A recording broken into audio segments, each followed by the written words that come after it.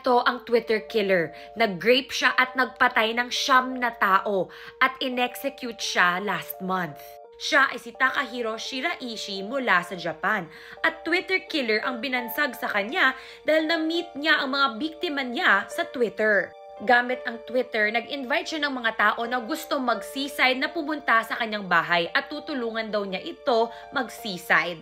Or sabay sila mag-unalive. 8 sa kanyang 9 na mga biktima ay mga babae at 3 doon ay high school students. Grinape niya ang mga biktima tas chinop-chop at tinago yung mga parts ng kanilang katawan sa kanyang bahay sa mga coolers.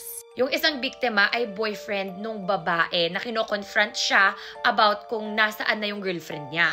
At ginawa niya yung krimen na ito in a span of less than 2 months from August 22 to October 17, 2017. And he was only 27 years old. Last month, nung June 27, siya ay in-execute.